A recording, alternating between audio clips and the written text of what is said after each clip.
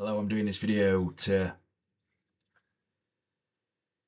see how I did pasta, meatballs and cheese. Well, obviously on Friday, I'm gonna break it down into two different bits because I did it two different ways, Friday and Sunday. So on Friday, I set the oven to 200 degrees, um, cooked for 20 minutes.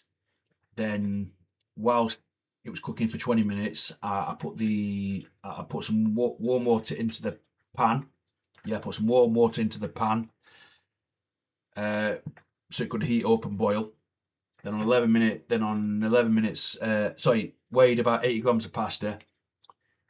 Yeah, weighed 80 grams of pasta, and then put the pasta into the pan so obviously it could boil whilst the water was boiling.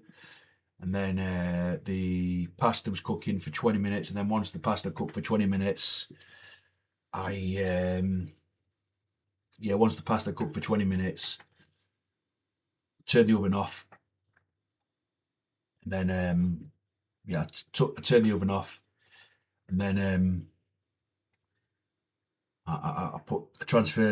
then I drained the pasta into the colander, and I put the pasta then back into the pan, and then I transferred the meatballs that was on the baking tray, which I took out, and then I put this on the I put this in the and then I put the meatballs into the same pan as the pasta. Then I mixed it up, stirred it together. Yeah, stirred them together, and then what the hell? Yeah, sorry. Yeah, the ones stirred together. Served it onto a bowl. Served into a bowl. Sorry, and then put some cheese on top. Now today, when I made the pasta, meatballs and cheese, I set the time for 12 minutes. This time I put some olive oil into the frying pan, and then I put the pasta. Yeah, then I put the pasta into the no, not the pasta.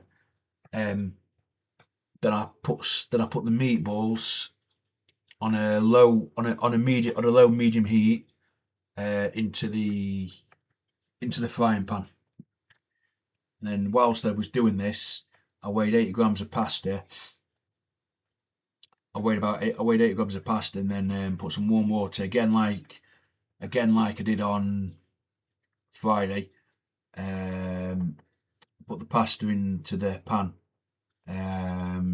Obviously while it was boiling, and then after this, yeah, and then I kept turning the meat. Then I turned the meatballs with I think it was a with a spoon,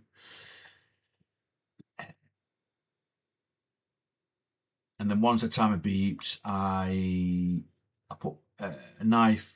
So I cut the meatball a little bit to check the meatballs, and they were fully cooked. And then I turned the hob off, turned the pasta hob off,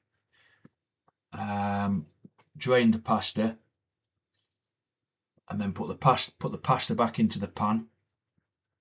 And then from the frying pan, I put the meatballs into the pan with the pasta. And then I mixed and stirred it all in. And then once I'd stirred it all in, I then served it onto a bowl, and put some cheese on top of the pasta.